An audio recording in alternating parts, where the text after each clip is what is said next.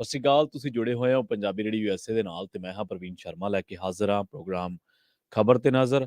ਖਬਰ ਤੇ ਨਜ਼ਰ ਪ੍ਰੋਗਰਾਮ ਦੇ ਵਿੱਚ ਖਬਰਾਂ ਵੱਲ ਵਧਣ ਤੋਂ ਪਹਿਲਾਂ ਦੱਸਦੇ ਚੱਲੀਏ ਅੱਜ ਦਿਨ ਐਤਵਾਰ 11 ਦਸੰਬਰ 2022 26 ਮੱਘਰ ਨਾਨਕ ਸ਼ਾਹੀ ਸੰਮਤ 554। ਸੋ ਖਬਰਾਂ ਦੇ ਵੱਲ ਵਧਣ ਤੋਂ ਪਹਿਲਾਂ ਇੱਕ ਨਜ਼ਰ ਸਪਾਂਸਰ ਦੇ ਉੱਤੇ ਤੇ ਉਹਨਾਂ ਦਾ ਧੰਨਵਾਦ ਜਿਹੜੇ ਜ਼ਰੀਆ ਬਣਦੇ ਨੇ ਇਹਨਾਂ ਪ੍ਰੋਗਰਾਮਾਂ ਨੂੰ ਤੁਹਾਡੇ ਤੱਕ ਪਹੁੰਚਾਉਣ ਦੇ ਲਈ। ਖਾਲਸਾ ਇੰਸ਼ੋਰੈਂਸ ਏਜੰਸੀ ਵਾਲੇ ਪਿਛਲੇ ਕਈ ਦਹਾਕਿਆਂ ਤੋਂ ਇੰਸ਼ੋਰੈਂਸ ਦੇ ਵਿੱਚ ਸ਼ਾਨਦਾਰ ਸੇਵਾਵਾਂ ਦੇਣ ਦੇ ਲਈ ਜਾਣੇ ਜਾਂਦੇ ਨੇ। ਕਵਰਡ ਕੈਲੀਫੋਰਨੀਆ ਤੇ ਬਾਮਾ ਹੈਲਥ ਕੇਅਰ ਦੇ ਲਈ ਤੁਸੀਂ ਇਹਨਾਂ ਦੇ ਨਾਲ ਸੰਪਰਕ ਕਰ ਸਕਦੇ ਹੋ। ਅਮਰੀਕਾ ਭਰ ਦੇ ਵਿੱਚ ਇਹ ਸੇਵਾਵਾਂ ਦਿੰਦੇ ਨੇ। ਇਹਨਾਂ ਦਾ ਨੰਬਰ ਹੈ 408-272-2500। ਟਰਕੀਆਨਾ ਇਮੀਗ੍ਰੇਸ਼ਨ ਲਾ ਫਰਮ ਵਾਲੇ ਜੇ ਟਰਕੀਆਨਾ ਇਮੀਗ੍ਰੇਸ਼ਨ ਬਾਬਤ ਤੁਹਾਡਾ ਕੋਈ ਸਵਾਲ ਹੈ, ਕੋਈ ਸਲਾਹ ਕਰਨੀ ਹੈ ਤਾਂ ਅਟਾਰਨੀ ਟਰਕੀਆਨਾ ਦੇ ਨਾਲ ਤੁਸੀਂ 415-909-0503 ਤੇ ਗੱਲ ਕਰ ਸਕਦੇ ਹੋ। GK Dhanota Yuba City Baljinder Singh ਨੇ ਜਰੂਰਲੈਂਡ ਪਰਮਜੀਤ ਕੌਰ ਰੰਗੀ ਵੈਕਾਵਿਲ ਹਰਨੇਕ ਸਿੰਘ ਪਾਬਲੈਨੀਅਨ ਕੰਜ਼ੀ rental Sarabjit Singh Shokar Turlock GN ਲੂਬਲ ਟਰੱਕ ਵਾਸ਼ ਕਰਦੇ ਨੇ, ਆਇਲ ਚੇਂਜ ਕਰਦੇ ਨੇ, ਏਅਰ ਬ੍ਰੇਕਾਂ ਦਾ ਕੰਮ ਤਸੱਲੀ ਬਖਸ਼ ਕਰਵਾ ਸਕਦੇ। ਨਵੇਂ ਪੁਰਾਣੇ ਟਾਇਰ ਵੀ ਇਹਨਾਂ ਤੋਂ ਮਿਲਦੇ ਨੇ। ਲੋਕੇਸ਼ਨ ਹੈ ਸੈਂਤਾ ਨੀਲਾ ਦੀ ਨਿੰਮਾ ਸੋਤਾ ਦੇ ਨਾਲ ਸੰਪਰਕ ਕੀਤਾ ਜਾ ਸਕਦਾ 209-277-0113 ਤੇ। ਜੱਸੀ ਗਿੱਲ ਬੇਕਰਸਫੀਲਡ ਤੋਂ ਅਤੇ ਬੂਟਾ ਸਿੰਘ ਰਾਣੀਪੁਰ ਫ੍ਰੈਸਨੋ ਤੋਂ। ਖਬਰਾਂ ਦੇ ਵੱਲ ਵਧੀਏ ਤੇ ਸ਼ੁਰੂਆਤ ਕਰੀਏ ਸਿਆਸੀ ਖਬਰਾਂ ਤੋਂ। ਗੱਲ ਕਰੀਏ ਅਕਾਲੀ ਦਲ ਦੀ। ਸ਼੍ਰੋਮਣੀ ਅਕਾਲੀ ਦਲ ਦੀ ਅਨੁਸ਼ਾਸਨੀ ਕਮੇਟੀ ਨੇ ਵੱਡੀ ਕਾਰਵਾਈ ਕਰਦਿਆਂ ਸਾਬਕਾ ਸੰਸਦ ਮੈਂਬਰ ਜਗਮੀਤ ਸਿੰਘ ਬਰਾੜ ਨੂੰ ਪਾਰਟੀ ਦੇ ਵਿੱਚੋਂ ਕੱਢ ਦਿੱਤਾ ਹੈ। ਦਲ ਦੀ ਅਨੁਸ਼ਾਸਨੀ ਕਮੇਟੀ ਨੇ ਜਗਮੀਤ ਸਿੰਘ ਬਰਾੜ ਨੂੰ ਨੋਟਿਸਾਂ ਦਾ ਜਵਾਬ ਦੇਣ ਦੇ ਲਈ ਪੇਸ਼ ਹੋਣ ਦਾ ਆਖਰੀ ਮੌਕਾ ਦਿੱਤਾ ਸੀ। ਕਮੇਟੀ ਦੇ ਮੁਖੀ ਸਿਕੰਦਰ ਸਿੰਘ ਮਲੂਕਾ ਨੇ ਬਰਾੜ ਨੂੰ ਪਾਰਟੀ ਦੇ ਵਿੱਚੋਂ ਕੱਢਣ ਦਾ ਐਲਾਨ ਕਰਦਿਆਂ ਕਿਹਾ ਹੈ ਕਿ ਉਹ ਲਗਾਤਾਰ ਪਾਰਟੀ ਨੂੰ ਕਮਜ਼ੋਰ ਕਰਨ ਵਾਲੀਆਂ ਗਤੀਵਿਧੀਆਂ ਕਰ ਰਹੇ ਸਨ। ਉਹਨਾਂ ਦੀ ਮੁੱਢਲੀ ਮੈਂਬਰਸ਼ਿਪ ਵੀ 6 ਸਾਲ ਦੇ ਲਈ ਰੱਦ ਕਰ ਦਿੱਤੀ ਗਈ ਹੈ। ਅਕਾਲੀ ਦਲ ਨੇ ਅਗਸਤ ਤੋਂ ਹੀ ਬਰਾੜ ਦੇ ਖਿਲਾਫ ਕਾਰਵਾਈ ਦਾ ਮੁੱਢ ਬੰਨ੍ਹ ਦਿੱਤਾ ਸੀ।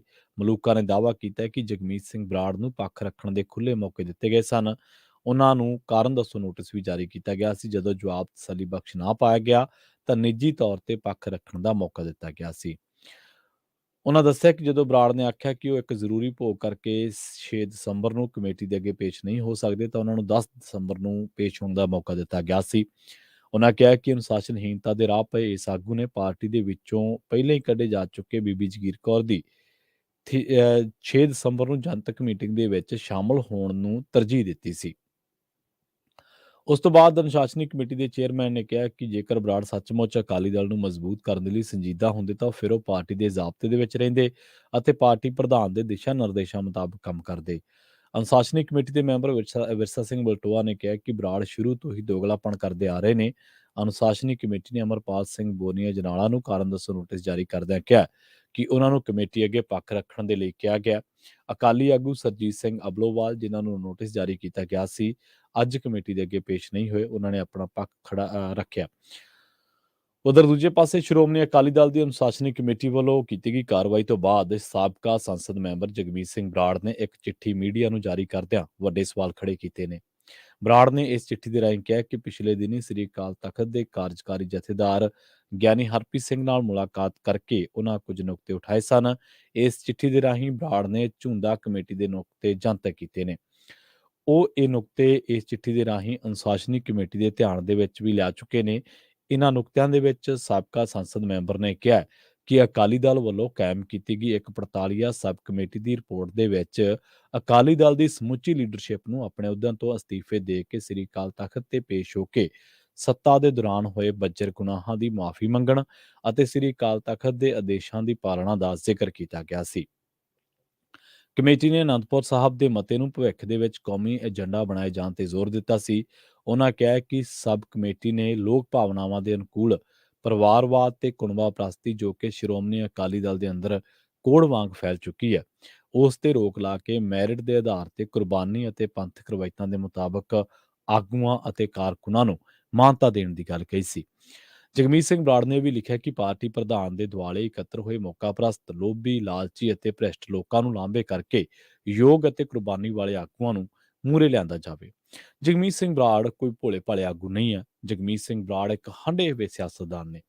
ਜਗਮੀਤ ਸਿੰਘ ਬਰਾੜ ਪਿਛਲੇ ਕਈ ਦਹਾਕਿਆਂ ਤੋਂ 80 ਦੇ ਦਹਾਕੇ ਤੋਂ ਬਾਅਦ 90 ਦਾ ਦਹਾਕਾ ਉਸ ਤੋਂ ਬਾਅਦ 2000 ਤੇ ਉਸ ਤੋਂ ਬਾਅਦ 2010 ਵਾਲਾ ਦਹਾਕਾ ਤਕਰੀਬਨ 3 ਦਹਾਕਿਆਂ ਤੋਂ ਸਿਆਸਤ ਦੇ ਵਿੱਚ ਸਰਗਰਮ ਨੇ ਤੇ ਜਗਮੀਤ ਸਿੰਘ ਬਰਾੜ ਨੂੰ ਸਭ ਕੁਝ ਪਤਾ ਹੈ। ਬਰਾੜ ਸਾਹਿਬ ਇਸੇ ਬਾਦਲ ਪਰਿਵਾਰ ਨੂੰ ਕਹਿੰਦੇ ਹੁੰਦੇ ਸੀਗੇ ਕਿ ਇਹ ਮੇਰੇ ਪਿਤਾ ਦੇ ਕਾਤਲ ਨੇ ਪਰ ਉਹਨਾਂ ਦੇ ਜਦੋਂ ਸ਼ਰਨ ਦੇ ਵਿੱਚ ਚਲੇ ਗਏ ਬਰਾੜ ਸਾਹਿਬ ਤਾਂ ਉਹਨਾਂ ਦੀ ਜਿਹੜੀ ਸਿਆਸੀ ਹਸਤੀ ਸੀ ਉਸ ਸਿਆਸੀ ਹਸਤੀ ਦੇ ਵਿੱਚ ਇੱਕ ਬਹੁਤ ਵੱਡਾ ਡੈਂਟ ਪਿਆ।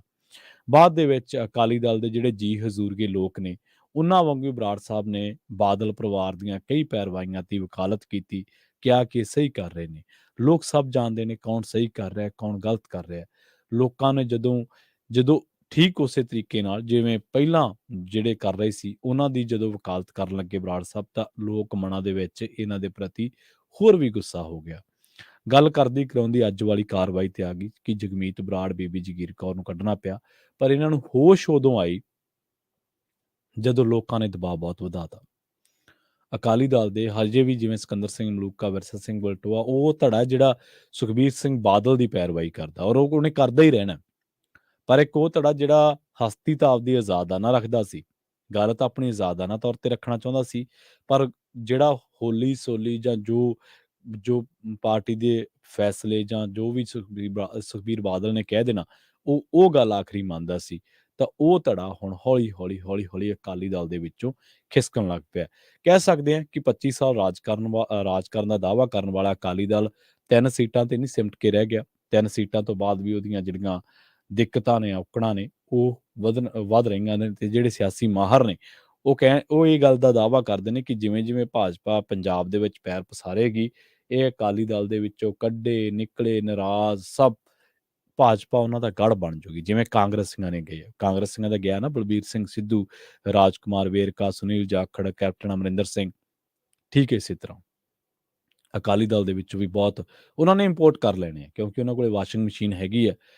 ਭ੍ਰਿਸ਼ਟ ਤੋਂ ਭ੍ਰਿਸ਼ਟ ਬੰਦੇ ਨੂੰ ਵੀ ਵਾਸ਼ਿੰਗ ਮਸ਼ੀਨ ਦੇ ਵਿੱਚ ਪਾ ਕੇ ਉਹ ਧੋ ਲੈਂਦੇ ਆ ਤੇ ਜਿੰਨੀ ਕੁ ਲੋੜ ਹੁੰਦੀ ਹੈ ਵਰਤ ਲੈਂਦੇ ਆ। ਜੇ ਨਹੀਂ ਯਕੀਨ ਤਾਂ ਪੱਛਮੀ ਬੰਗਾਲ ਦੀ ਉਦਾਹਰਨ ਚੱਕ ਕੇ ਦੇਖ ਸਕਦੇ ਹੋ। ਖੈਰ, ਆਪਾਂ ਅਗਲੀ ਖਬਰ ਦੇ ਵੱਲ ਵਧੀਏ, ਰੁਖ ਕਰੀਏ ਮਾਨਸਾ ਦਾ। ਮਾਨਸਾ ਕੈਂਚੀਆਂ ਦੇ ਨੇੜੇ ਮੈਰਿਜ ਪੈਲਸ ਰਾਇਲ ਗ੍ਰੀਨ ਦੇ ਵਿੱਚ ਵਿਆਹ ਦੇ ਦੌਰਾਨ ਗੋਲੀ ਚਲਾਉਣ ਵਾਲੇ ਨਵਜੋਤ ਸਿੰਘ ਦੀ ਮਰਹੂਮ ਪੰਜਾਬੀ ਗਾਇਕ ਸਿੱਧੂ ਮੂਸੇਵਾਲੇ ਦੇ ਪਿਤਾ ਪਛਾਣ ਜਿਹੜੀ ਹੈ ਉਹ ਸਿੱਧੂ ਮੂਸੇਵਾਲੇ ਦੇ ਪਿਤਾ ਦੇ ਗਨਮੈਨ ਦੇ ਵਜੋਂ ਹੋਈ ਹੈ। ਗੋਲੀ ਚੱਲਣ ਕਰਕੇ ਇੱਕ ਵਿਅਕਤੀ ਜ਼ਖਮੀ ਹੋ ਗਿਆ, ਜਿਸ ਨੂੰ ਮਗਰੋਂ ਮਾਨਸਾ ਦੇ ਸਿਵਲ ਹਸਪਤਾਲ ਵਿਖੇ ਦਾਖਲ ਕਰਵਾਇਆ ਗਿਆ ਤੇ ਬਾਅਦ ਦੇ ਵਿੱਚ ਬਠਿੰਡਾ ਦੇ ਲਈ ਰੈਫਰ ਕਰ ਦਿੱਤਾ ਗਿਆ। ਪੁਲਿਸ ਪੜਤਾਲ ਦੇ ਦੌਰਾਨ ਪਤਾ ਲੱਗਿਆ ਕਿ ਜਿਸ ਨੂੰ ਗੋਲੀ ਲੱਗੀ ਹੈ ਉਹ ਵੀ ਸਿੱਧੂ ਮੂਸੇਵਾਲੇ ਦੇ ਪਿਤਾ ਬਲਕੌਰ ਸਿੰਘ ਦਾ ਗਨਮੈਨ ਹੈ। ਇਸ ਦੀ ਪੁਸ਼ਟੀ ਤੋਂ ਬਾਅਦ ਦੁਪਹਿਰ ਥਾਣਾ ਸਿਟੀ ਮਾਨਸਾ ਦੇ ਮੁਖੀ ਬਲਦੇਵ ਸਿੰਘ ਵਜੋਂ ਕੀਤੀ ਗਈ ਹੈ। ਪੁਲਿਸ ਦੇ ਮੁਤਾਬਕ ਨਵਜੋਤ ਸਿੰਘ ਸਿੱਧੂ ਮੂਸੇਵਾਲਾ ਦੇ ਪਿਤਾ ਦਾ ਬਲਕੌਰ ਸਿੰਘ ਸਿੱਧੂ ਦਾ ਗਨਮੈਨ ਹੈ। ਇੱਥੇ ਦੋ ਚੀਜ਼ਾਂ ਇਕੱਠੀਆਂ ਹੋ ਗਈਆਂ। ਜਿਹੜਾ ਨਵਜੋਤ ਸਿੰਘ ਹੈ ਉਹ ਸਿੱਧੂ ਮੂਸੇਵਾਲਾ ਦੇ ਪਿਤਾ ਬਲਕੌਰ ਸਿੰਘ ਸਿੱਧੂ ਦਾ ਗਨਮੈਨ ਹੈ, ਜੋ ਛੁੱਟੀ ਲੈ ਕੇ ਵਿਆਹ ਵੇਖਣ ਆਇਆ ਸੀ ਤੇ ਉਸ ਪਾਸੋਂ ਬਿਨਾਂ ਕਿਸੇ ਮੰਦਭਾਵਨਾ ਤੋਂ ਗੋਲੀ ਲੱਗ ਗਈ। ਇਸੇ ਦੌਰਾਨ ਗੁਰਵਿੰਦਰ ਸਿੰਘ ਜ਼ਖਮੀ ਹੋ ਗਿਆ। ਗੁਰਵਿੰਦਰ ਸਿੰਘ ਵੀ ਸਿੱਧੂ ਮੂਸੇਵਾਲਾ ਦੇ ਪਿਤਾ ਦਾ ਗਨਮੈਨ ਹੈ, ਬਲਕੌਰ ਸਿੰਘ ਸਿੱਧੂ ਦਾ ਗਨਮੈਨ। ਪੈਲੇਸ ਦੇ ਵਿੱਚ ਬਰਾਤ ਆਈ ਹੋਈ ਸੀ। ਇਸੇ ਦੌਰਾਨ ਨਵਜੋਤ ਸਿੰਘ ਵੱਲੋਂ ਫਾਇਰ ਕੀਤਾ ਗਿਆ ਤੇ ਗੁਰਵਿੰਦਰ ਸਿੰਘ ਜ਼ਖਮੀ ਹੋ ਗਿਆ। ਉਸ ਨੂੰ ਰੈਫਰ ਕਰ ਦਿੱਤਾ ਗਿਆ। ਇਸ ਮਾਮਲੇ ਦੇ ਵਿੱਚ ਕਾਰਵਾਈ ਕੀਤੀ ਜਾ ਰਹੀ ਹੈ ਤੇ ਨਵਜੋਤ ਸਿੰਘ ਦੇ ਖਿਲਾਫ ਅਣਗਹਿਲੀ ਦਾ ਮਾਮਲਾ ਦਰਜ ਕਰ ਲਿਆ। ਹੁਣ ਜਦੋਂ ਸਵਾਲ ਇਹ ਪੈਦਾ ਹੋ ਗਿਆ ਹੈ ਕਿ ਜਦੋਂ ਪੰਜਾਬ ਪੁਲਿਸ ਤੇ ਜ਼ਿਲ੍ਹਾ ਮੈਜਿਸਟ੍ਰੇਟ ਨੇ ਮੈਰਿਜ ਪੈਲਸਾਂ ਦੇ ਵਿੱਚ ਅਸਲਾ ਲਿਜਾਣ ਉੱਤੇ ਪਾਬੰਦੀ ਲਾਈ ਹੋਈ ਹੈ ਤੇ ਗਨਮੈਨ ਅਸਲਾ ਲੈ ਕੇ ਕਿਉਂ ਗਿਆ? ਇੱਕ ਪਾਸੇ ਪੁਲਿਸ ਲੋਕਾਂ ਨੂੰ ਕਹਿ ਰਹੀ ਹੈ ਕਿ ਤੁਸੀਂ ਸਹਿਰਦ ਹੋਵੋ, ਸੰਜੀਦ ਹੋਵੋ, ਜੇ ਸੋਸ਼ਲ ਮੀਡੀਆ ਤੇ ਹਥਿਆਰ ਦੇ ਨਾਲ ਫੋਟੋ ਵੀ ਪਾ ਦਿੱਤਾ ਅਸੀਂ ਕੇਸ ਠੋਕ ਦਿਆਂਗੇ। ਪਰ ਦੂਜੇ ਪਾਸੇ ਪੁਲਿਸ ਆਪ ਹੀ ਹਥਿਆਰ ਚੱਕੀ ਨਹੀਂ ਫਿਰਦੀ, ਹਥਿਆਰ ਦੇ ਨਾਲ ਵਾਰਦਾਤਾਂ ਵੀ ਹੋ ਰਹੀਆਂ ਨੇ ਅਣਗਹਿਲੀ ਦੇ ਨਾਲ। ਆਮ ਬੰਦਾ ਕਰੇ ਤਾਂ ਗੱਲ ਸਮਝ ਦੇ ਵਿੱਚ ਆਉਂਦੀ ਹੈ, ਪਰ ਜੇਕਰ ਇਸ ਤਰ੍ਹਾਂ ਪੁਲਿਸ ਮੁਲਾਜ਼ਮ ਕਰੇ ਤਾਂ ਉਹ ਕਾਰਵਾਈ ਤਾਂ ਉਹਦੇ ਜ਼ਰੂਰ ਬਣਦੀ ਹੈ, ਕਿਉਂਕਿ ਅਣਗਹਿਲੀ, ਲਾਪਰਵਾਹੀ, ਇਹ ਦੇਖੋ ਇਹ ਲੋਕ ਕਾਨੂੰਨ ਨੂੰ ਲਾਗੂ ਕਰਨ ਵਾਲੇ ਲੋਕ ਨੇ। ਲੋਕਾਂ ਨੂੰ ਤਾਂ ਹੁੱਜਾਂ ਮਾਰਦੇ ਨੇ, ਪਾਠ ਪੜ੍ਹਾਉਂਦੇ ਨੇ ਕਿ ਐਂ ਨਹੀਂ ਕਰਨਾ ਚਾਹੀਦਾ, ਉਹ ਨਹੀਂ ਕਰਨਾ ਚਾਹੀਦਾ। ਆਪ ਮੈਰਿਜ ਪੈਲਸਾਂ ਦੇ ਵਿੱਚ ਅਸਲਾ ਚੱਕੀ ਫਿਰਦੇ ਨੇ। ਅਸਲਾ ਨਹੀਂ ਚੱਕੀ ਫਿਰਦੇ, ਉਹਦੇ ਨਾਲ ਕਈ ਦੁਰਘਟਨਾਵਾਂ ਵੀ ਵਾਪਰ ਰਹੀਆਂ ਨੇ। ਸੋ ਥੋੜ੍ਹਾ ਜਿਹਾ ਪੁਲਿਸ ਨੂੰ ਵੀ ਪਾਠ ਪੜ੍ਹਾਉਣਾ ਚਾਹੀਦਾ। ਪੁਲਿਸ ਦੀ ਗੱਲ ਛਿੜੀਏ ਤੇ ਪੁਲਿਸ ਦੀ ਹੀ ਗੱਲ ਕਰ ਲੈਂਦੇ ਹਾਂ।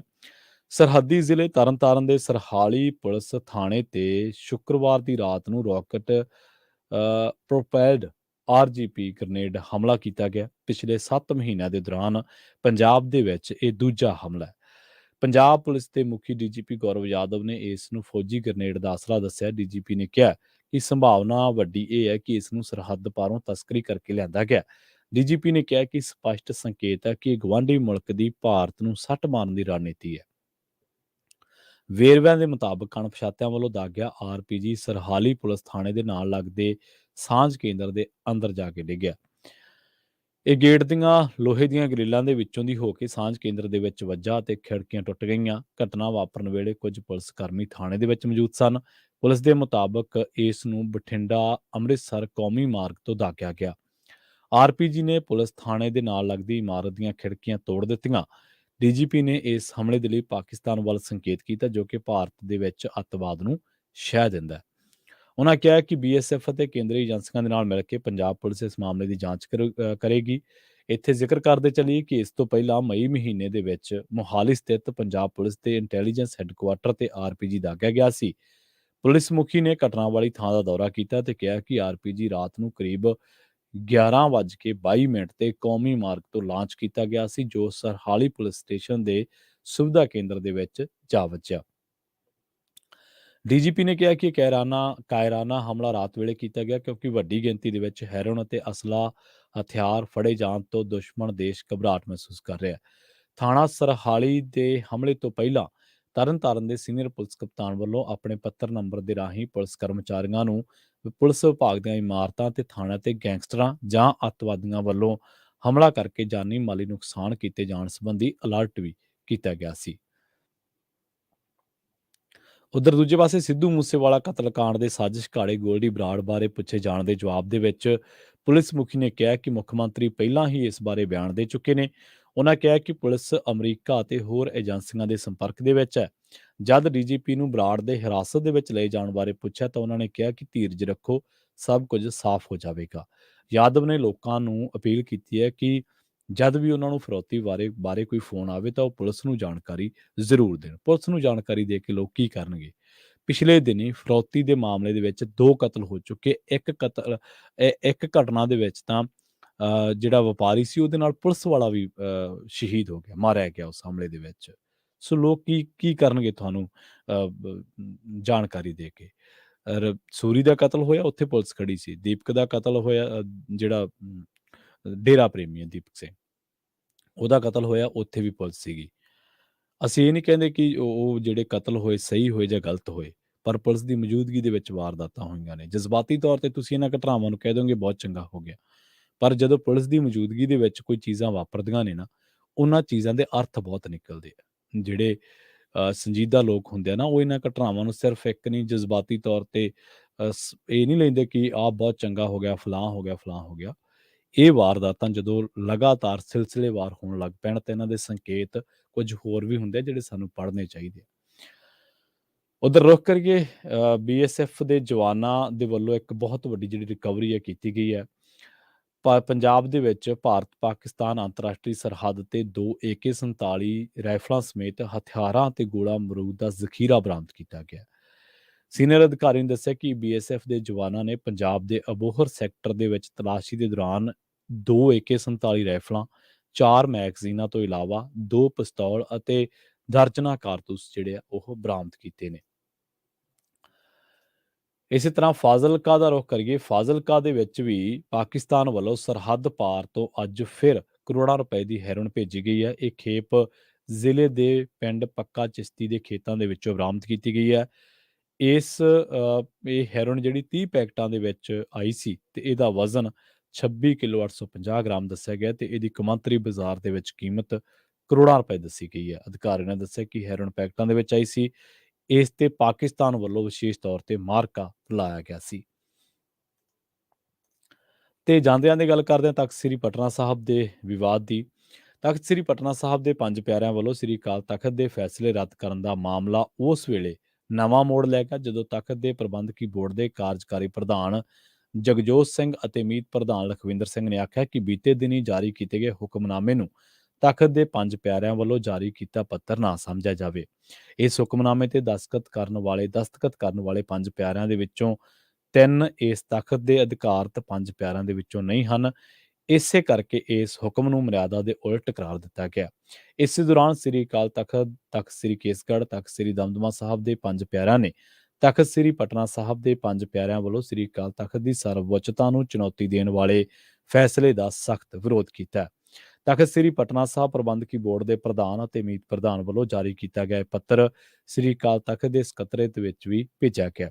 ਉਹਨਾਂ ਕਿਹਾ ਕਿ ਗੁਰਦੁਆਰਾ ਪ੍ਰਬੰਧਕ ਬੋਰਡ ਵੱਲੋਂ ਨਿਯੁਕਤ ਕੀਤੇ ਗਏ 5 ਪਿਆਰਿਆਂ ਦੇ ਵਿੱਚ ਗਿਆਨੀ ਬਲਦੇਵ ਸਿੰਘ, ਗਿਆਨੀ ਦਲੀਪ ਸਿੰਘ, ਗਿਆਨੀ ਸੁਖਦੇਵ ਸਿੰਘ, ਭਾਈ ਪਰਸ਼ੂਰਾਮ ਸਿੰਘ, ਭਾਈ ਰੋਸ਼ਨ ਸਿੰਘ ਸ਼ਾਮਲ ਨੇ, ਜਦੋਂ ਕਿ ਸ੍ਰੀ ਅਕਾਲ ਤਖਤ ਦੇ ਜਥੇਦਾਰ ਨੂੰ ਹੁਕਮਨਾਮਾ ਰੂਪੀ ਭੇਜੇ ਗਏ ਪੱਤਰ ਦੇ ਵਿੱਚ ਦਸਤਖਤ ਕਰਨ ਵਾਲੇ ਪੰਜ ਪਿਆਰਿਆਂ ਦੇ ਵਿੱਚ ਭਾਈ ਗੁਰਦਿਆਲ ਸਿੰਘ, ਭਾਈ ਜਸਵੰਤ ਸਿੰਘ, ਭਾਈ ਅਮਰਜੀਤ ਸਿੰਘ ਸ਼ਾਮਲ ਨੇ, ਜੋ ਕਿ ਪ੍ਰਬੰਧਕੀ ਬੋਰਡ ਦੇ ਵਿਧਾਨ ਮੁਤਾਬਕ ਆਪੇ ਬਣੇ ਪੰਜ ਪਿਆਰੇ ਨੇ। ਉਹਨਾਂ ਵੱਲੋਂ ਅਧਿਕਾਰਤ ਪੰਜ ਪਿਆਰਿਆਂ ਦੀ ਥਾਂ ਤੇ ਦਸਤਖਤ ਕੀਤਾ ਜਾਣਾ ਗੈਰ ਕਾਨੂੰਨੀ ਹੈ।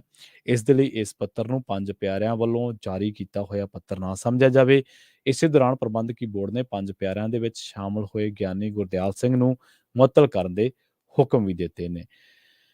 ਆਦੇਸ਼ ਦੇ ਵਿੱਚ ਇਹ ਕਿਹਾ ਗਿਆ ਕਿ ਉਸ ਨੂੰ 8 ਦਸੰਬਰ ਨੂੰ ਗੁਰਦੁਆਰਾ ਸੀਤਲਕੁੰਡ ਵਿਖੇ ਤਬਦੀਲ ਕੀਤਾ ਗਿਆ ਸੀ, ਪਰ ਉਸ ਨੇ ਉੱਥੇ ਪੁੱਜਣ ਦੀ ਕੋਈ ਸੂਚਨਾ ਨਹੀਂ ਦਿੱਤੀ।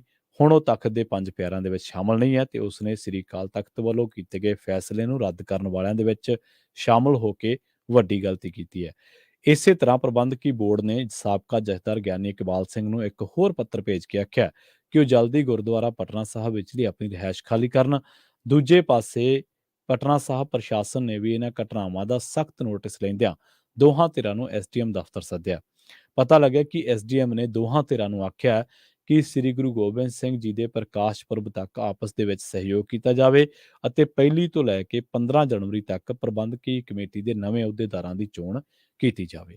ਇਸ ਦੇ ਨਾਲ ਹੀ ਪੰਜਾਬੀ ਖਬਰਾਂ ਦੇ ਇਸ ਪ੍ਰੋਗਰਾਮ ਦੇ ਵਿੱਚ ਹੁਣ ਤੱਕ ਲਈ ਬਸ ਇੰਨਾ ਹੀ। ਮੈਨੂੰ ਪ੍ਰਵੀਨ ਸ਼ਰਮਾ ਨੂੰ ਇੱਥੇ ਦਿਓ ਇਜਾਜ਼ਤ। ਜੁੜੇ ਰਹੋ ਪੰਜਾਬੀ ਰੇਡੀਓ USA ਦੇ ਨਾਲ ਤੇ ਆਖਿਰ ਦੇ ਵਿੱਚ ਇੱਕ ਵਾਰ ਫਿਰ ਤੋਂ ਤੁਹਾਨੂੰ ਸਭ ਨੂੰ ਪਿਆਰ ਸਤਿਕਾਰ ਸਹਿਤ ਸਤਿ ਸ਼੍ਰੀ ਅਕਾਲ।